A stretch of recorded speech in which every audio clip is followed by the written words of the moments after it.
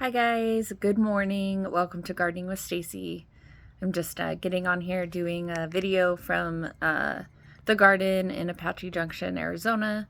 So I just wanted to go through, I spent all day out here yesterday sweating a lot, getting a lot of work done here in this garden.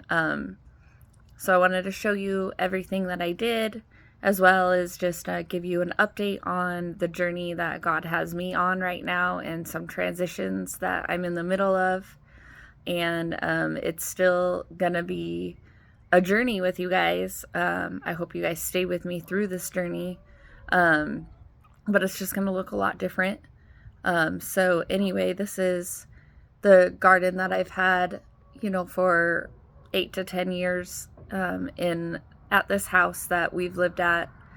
And I basically decided yesterday that it was time for me to, not for this to be mine, that it was time for it to be retired and passed on. Sometimes the end of our journey is the beginning of somebody else's journey. So in order for me to fully go ahead and pass this on to my daughter and her family, for me, this was a closure of, like, here you go, here's your space, here's your soil. I don't want to tell them what to grow, because we all like different things in our garden. We all like different, we all have our own journey. So the things that I enjoy growing maybe aren't going to be the things that she enjoys growing, or that they enjoy growing, or my granddaughter likes growing. So just giving them that freedom to have this space to grow in the same ways that God has used this garden for me. So I'm really excited about it. It was a really hard thing to do. Being really vulnerable with everybody. Like, I love all the time that I've got to spend out here, and I love the journey God has taken me through in the last 8 years, and it was just time to pass that on. But I know that there's just different things that He has for me. And there's a lot of other learning that I am going to get to do in this next season, this next time and season that He has me walking into. And again, I get to be here and be a support and help them learn and, help them. But I am not going to have any control over this. Sometimes that's the hardest thing for us to let go of, is that control. Like, I like growing peppers and tomatoes, and maybe that's just not what you like to grow. Maybe that's not what your kids like to grow, but there is something that they like to grow. And just really giving them that space, to be able to do that is so important. But, the other thing, as I was just really working hard yesterday, it was like, this is, a place that I love. This is a place where, God has walked with me and transformed me for, 8 years. Like major heart work done right here where I sit. Lots of healing, lots of tears, lots of laughter. I had one of my really good friends, my best friend, come over yesterday, and she had to help me, even pull out the garden that I had in these beds, because it was just too hard for me to do alone. So I am so grateful for all of those people that God's put in my life that are willing to just get dirty with me. I loved getting my hands in the soil, putting it in all of my beds. But I take, I do take a lot of pride in leaving this for them. And so even though I was, I'm going to be somewhere else, I still wanted to make sure that I set them up for the soil, like that the soil was ready for them to plant. It was ready for them to grow in. It was just really important. I wanted to make sure I left the garden, better than even what I would have left it for myself. So anyway, I'm going to flip the camera around and then go ahead and walk through that. Sorry, I just was getting a little vulnerable with you guys, but yeah, I mean, this new journey that I'm on, I'm going to be very mobile for at least a year, if not 2 years. Might not have a little homestead right now. We're in an RV. We're kind of traveling all over Arizona, so I do have a little traveling garden with me, so I'll keep doing my videos, my series from seed to fruit. I have 1 tomato, I have 1 pepper, I have lettuce. Of course, I brought some other stuff, some flowers and stuff too. So there's a lot of things that I know are going to be happening, and I hope you stay on that journey with me. It's just not going to be right here. So anyway, I'm going to flip this around and just kind of give you a look on what the garden looks like, prepared for somebody else to step into it and be able to plant the things that they're going to love to grow and learn in the same way that I learned. And I know that God's going to meet them here in everything that they do. And so that's cool too, because I know we all have things in our heart that Jesus just needs to heal. And so it will be exciting to see their transition and their transformation as they get to step into their next journey. But here we go. All right, so as you can see, I got all my tomato cages just stacked really nice. I got all the beds done, amended with some fresh soil. I even put some fresh mulch on top of it. The pepper beds, these were those 2 pepper beds. I had, almost 3-year-old peppers in these. This is one of the beds. I did leave a basil because there was lots of bees and butterflies in it. So I kind of, I didn't want to get rid of that one that was also bringing the pollinators in the garden. But it's another bed. You can see back by the corner, that's where I just do my drop composting. So I kind of throw a lot of stuff over there so it can just compost over time.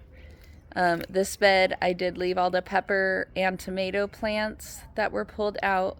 They'll compost in that bed, or they can move them, but that'll add nutrients back into that soil as it sits there, and they can water those. And then this is where I had the okra as well. And you can see basically all of this, all of this has got, even outside the beds, it's still really good for planting. You can plant anything in or out of the beds. Really, these beds are just kind of like a border, a border to make it easier kind of to water. And if we go back here, you can even see, that I cleaned all of this up really nice. Got all of the things off of this bench that I use, got it all put away. So that way they can start, just fresh with whatever it is that they want, whatever it is that they want to do. Those are all my stakes that I use for peppers and tomatoes, and my little garden arts. It's one that I had a friend make for me, and I love it. And then we can go over here, and we emptied out all of the containers. This is one of my favorite pots. It reminds me of a beehive, my beehive pot. But Oakley's bed, put some fresh soil in it because it's cooling off, and that way she can come in and get some seeds going. Yeah, so this is what that looks like right now. This is a full day's work here. Literally morning until about 6 p.m. yesterday. I was out here just getting everything cleaned up the best that I could. Came over here, shut the water off because we don't need a water. I still want to keep the soil definitely active and alive. So, just hand spraying the soil. We have chickens, so, getting in the chicken coop and getting some chicken fertilizer, that's going to be key, adding that in here.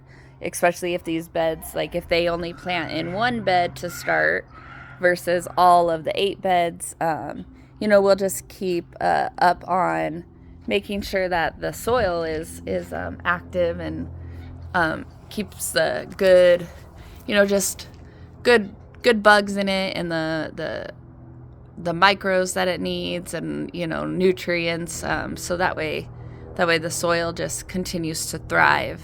That was just actually one of the things that God was really highlighting to me yesterday, is that sometimes we focus so much on what we're planting and the harvest that we forget about the soil, and everything starts in the soil. So going back to the very first thing sometimes is like, as we garden, it's like, okay, we've got this down. And he's like, continue to go back to your soil. Continue to go back to the soil. Your good soil. Your garden is good soil, but you need to keep it good soil. So just continually working that soil and just keeping it healthy and alive, so that way you can be the healthiest version of you, but also your garden can be the healthiest garden. Again, the soil is what gives your plants the nutrients, which then in the fruit, in the vegetables, and that's what gives your body the nutrients that it needs to thrive, which betting that a lot of you are like me, to where the reason why you're growing a garden is because you actually want to get something from the food that you're eating. You want to be able to eat something and know that your body is getting the nutrients that it needs from what you're growing. Super important, right? Like you go to the grocery store, you get lettuce, and it's not providing you with anything that you need, because you need to eat like astronomical amounts of it to get what your body needs, which is why everyone takes supplements nowadays, and I don't like to do that. I'm sure you don't like to do that. So just important things, like making sure our soil has the nutrients that our bodies are going to need, that they need to thrive. So I'm going to flip this back around. All right, here we are. So anyway, I hope that was a good update video for you, just so you can kind of see. Again, I added some more mulch. I added just some more compost. I added some aged chicken manure that I had been aging. It's been aging for about 6 months, so it was ready definitely to get in there. I did like not a deep till or anything, but just, spreading everything around, and watered the entire garden, got it real moist. We are about 105 degrees right now here in the valley, so still hot. It looks like next week, starting on Friday, we might dip below 100. So we're getting into better weather for the fall gardens. So anyway, I hope you guys enjoyed this update. I hope you follow me on my journey. Right now I'm in Williams, Arizona. That's kind of where we're at, and I have a few plants going. I'm not super comfortable or knowledgeable on what would you want to call it, container gardening. So this is definitely a new journey for me, learning how to grow things in a different climate, learning how to grow things in a container, learning how to grow things where there's more rain. Also, I'm learning how to grow things with limited water, because we don't have like a water hookup. It's like actually where you haul in the water. So I can't just water all the time. I don't have a garden hose. So I'm learning ways to like reuse water and use it on the garden plants and this and that. And so it's been pretty fun and interesting. And, the plants are still growing great. So we'll be doing follow-up videos there as well. But anyway, I hope you guys all have a great day. And again, sometimes the end of a journey somewhere is somebody else's beginning of their journey in the same place that you just had to, say bye to. And we all are different. We all walk through, change different, transitions different. So I would say just take your time and reflect on the things that you're going through in your life and let Jesus just meet you there, because he will. He definitely will, and he'll hold your hand the whole way through. Anyway, you guys have a blessed day, and I will see you soon.